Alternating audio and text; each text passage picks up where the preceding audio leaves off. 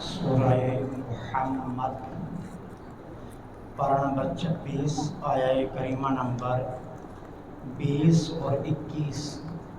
نحمدہ و نصلی و نسلم علی رسولہ الکریم، اما بعد فاعوذ باللہ من الشیطان الرجیم، بسم اللہ الرحمن الرحیم۔ وَيَقُولُ الَّذِينَ آمَنُوا لَوْلَا نُزِّلَتْ سُورَةٌ فَإِذَا أُنزِلَتْ سُورَةٌ مُحْكَمَةٌ وَذُكِرَ فِيهَا الْقِتَالُ رَأَيْتَ الَّذِينَ فِي قُلُوبِهِم مَّرَضٌ ينظرون إليك نظر المغشي عليه من الموت فأولى لهم طاعة وقول معروف، فإذا عظم الأمر فلو صدقوا الله لكان خيرا لهم، صدق الله العظيم۔ ويقول الذين، اور کہتے ہیں وہ، آمن جو ایمان لائے، لولا کیوں نہیں، نزلت سورہ کوئی سورت اتاری گئی، فاذا پس جب، انزلت اتاری جاتی ہے، سورۃ محکمہ واضح کوئی سورت، ذکر فیہا القتال جس میں جہاد کا ذکر ہوتا ہے، رأیت اے محبوب آپ دیکھیں گے، الذین ان لوگوں کو، فی قلوبہم جن کے دلوں میں، مرض ہے، ینظرون کہ وہ دیکھیں گے، الیک آپ کی طرف، نظر المغشی علیہ من الموت اس شخص کی طرح کہ جس کے دل پر موت کی غشی طاری ہوتی ہے، فَأَوْلَى لَهُمْ یہ عذاب کے بہت قریب ہے، طاعۃ اللہ کی اطاعت کرتے، وقول معروف اور معروف نیکی کا حکم دیتے، فَإِذَا عَزَمَ الْأَمْرُ جب جہاد کا حکم قطعی آ گیا، فَلَوْ صَدَقُوا اللَّهَ اگر یہ اللہ کے ساتھ سچے ہوتے، لَكَانَ خَيْرًا لَهُمْ تو ان کے لیے یہ بہت بہتر تھا۔ اللہ جل سبحانہ و تعالیٰ ان دو آیات میں یہ بتا رہے ہیں کہ ایمان والے جہاد سے خوش ہوتے ہیں اور منافقین جہاد سے گھبراتے ہیں۔ یہ ایمان والوں اور منافقین کا فرق ہے کہ ایمان والے جہاد سے خوش ہوتے ہیں اور منافقین جہاد سے گھبراتے ہیں۔ ایمان والے کیا کہتے ہیں کہ کیوں نہیں جہاد کا کوئی حکم آ رہا؟ وہ جہاد کے اوپر ملنے والے اجر و ثواب کے غرض میں کہ جلدی سے جلدی جہاد کی آیات آ جائیں تاکہ ہم اللہ کی راہ میں قتال کر کے، ہم جام شہادت نوش کر کے جس اجر و ثواب کا اللہ کا وعدہ ہے ہم اس کے مستحق بنیں۔ تو وہ آرزو لے کر بیٹھے ہوتے کہ کیوں نہیں کوئی جہاد کا واضح حکم آ جاتا۔ وہ کہتے تھے کیوں نہیں کوئی صورت آتی جہاد کی۔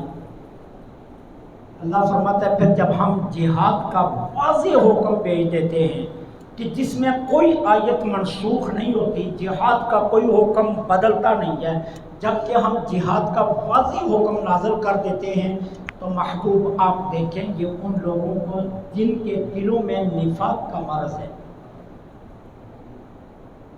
جن کے دلوں میں نفاق کا مرض ہے، آپ ان کو دیکھیں گے ان کی حالت کیا ہوگی۔ ان کی حالت کیا ہوگی کہ جس طرح کسی شخص کو موت یا پھانسی کا حکم سنایا جائے نا، تو اس حکم کے صدمے سے اس پر غشی طاری ہوتی ہے، اس طرح ان پر غشی طاری ہو جاتی ہے کہ یہ حکم کیوں آ گیا۔ منافقین جہاد سے کیوں گھبراتے ہیں اور ایمان والے آرزو لے کر بیٹھے ہیں کہ اللہ تو جہاد کا حکم بھیجتا کیوں نہیں ہے، جلدی سے بھیجتے تاکہ ہم تیری راہ میں جہاد کریں۔ تو اللہ فرما رہا ہے یہ فرق ہے دونوں۔ کہ ایک وہ ہیں کہ جو ثواب کمانے کا حرص رکھتے ہیں، جو ثواب کمانے کی آرزو رکھتے ہیں، اور اس ثواب کی کمائی میں وہ اپنی جان بھی پیش کرنا چاہتے ہیں، اور اس آرزو اور جستجو میں لگے کہ کب آئے حکم جہاد۔ آپ جانتے ہیں کہ جب میرے آقا کریم علیہ الصلوۃ والسلام جہاد کا اعلان فرماتے تھے، 14 برس کے، 10 برس کے، 15 برس کے صحابہ مسلح ہو کر آ جاتے، اور جب حضور صفوف بندی کرتے جہاد کے لیے روانہ کرنے کے لیے، تو میرے آقا جب مجاہدین کا معائنہ کرتے تو اس ڈر سے کہ ہمارا قد چھوٹا ہے، ہمارا وجود چھوٹا ہے، کہیں ہمیں جہاد کی صفوں سے نکال نہ دیا جائے، کیا کرتے؟ پنچوں کے بل کھڑے ہو جاتے، ایڑیاں زمین سے اٹھا لیتے، 13 برس کے صحابہ پنچوں کے بل کھڑے ہو جاتے، ایڑیاں اٹھا لیتے تاکہ ہمارا قد اونچا لگے۔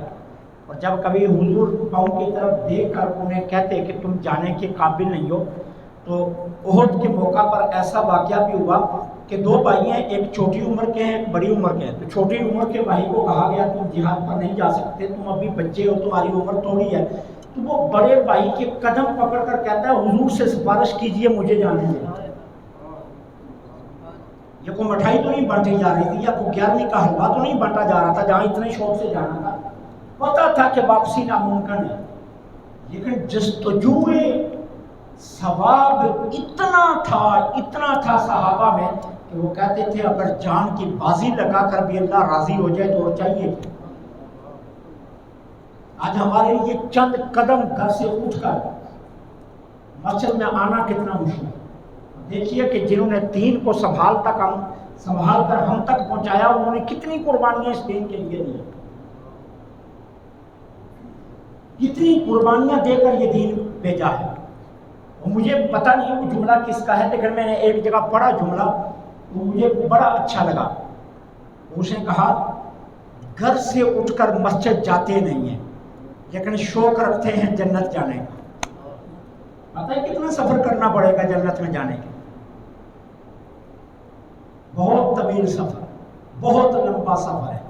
اپنی قبر سے اٹھو گے تو میدان محشر تک چلتے چلتے بہت لمبا سفر طے کرنا پڑے گا۔ یہاں سے 10 میٹر مسجد سے دور رہتے ہیں تو آتے نہیں ہیں، اور جستجو رکھتے ہیں کہ ہم نے جنت میں جانا۔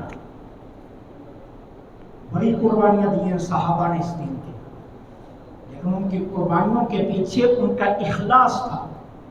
وہ اخلاص سے یہ جستجو رکھتے تھے کہ کب آیات جہاد آئیں اور ایسی آیات آئیں جن کو رب منسوخ نہ کرے اور ہم اپنے رب کی بارگاہ میں اپنی جانوں کے نذرانے پیش کریں۔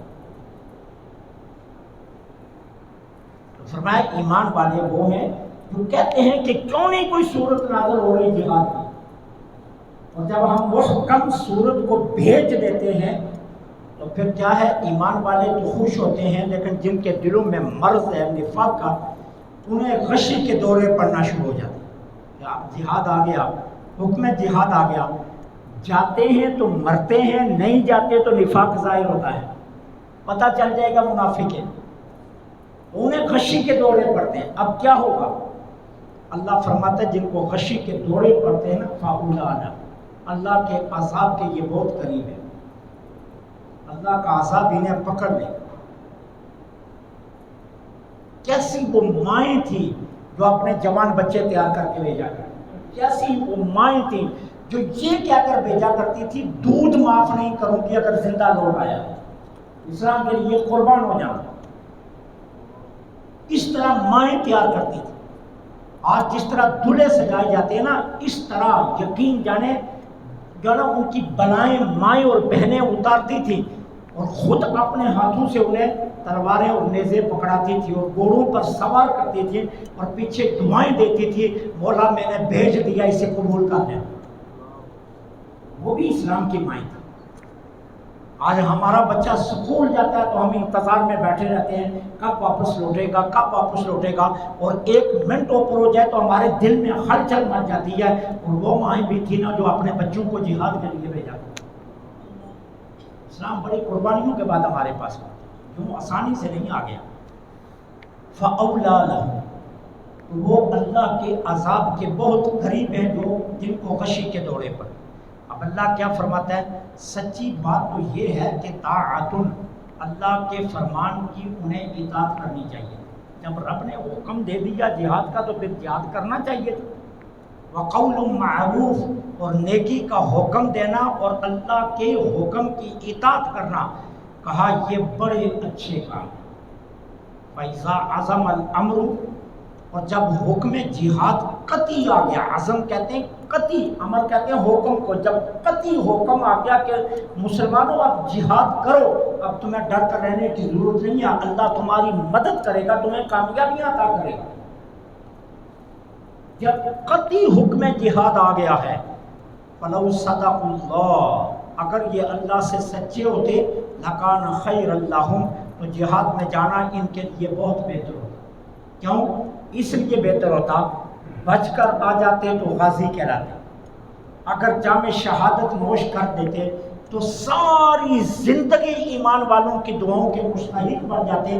جو اسلام کا احسان مانتا ہے وہ آپ کا کیا خیال ہے آج بدر و احد کے لوگوں کے لیے دعائیں نہیں کرتا؟ جو اسلام کا احسان مانتا ہے، آج جب ہم نماز پڑھتے ہیں تو خدا کی قسم مجھے آپ کا تو نہیں پتا، میری اپنا یہ ہوتا ہے، میں نماز پڑھنے کے بعد تو میں تو دل سے یہ کہتا ہوں، مولا جن نے قربانیاں دے کر آج ہمیں مسلمان بنایا انہیں بخش دے، ان کا کتنا احسان ہے ہمارے اوپر۔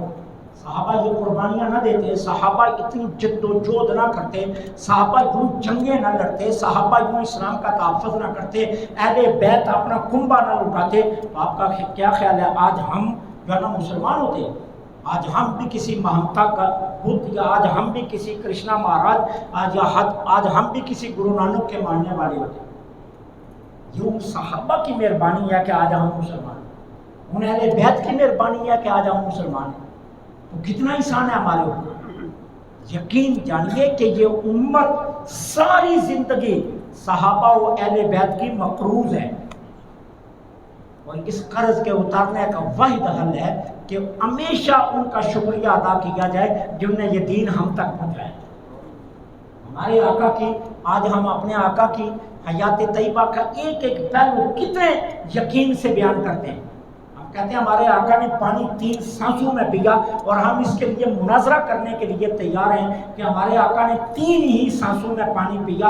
اتنا یقینی علم یہ صحابہ کی مرہون منت ہے نا کہ وہ عطائیں ہم تک پہنچائیں، ورنہ 1450 سال کے بعد بھی کسی چیز کا اتنا یقین، یہ صرف صحابہ کی عظمت ہے کہ انہوں نے یہ اتنا یقینی علم ہم تک پہنچایا۔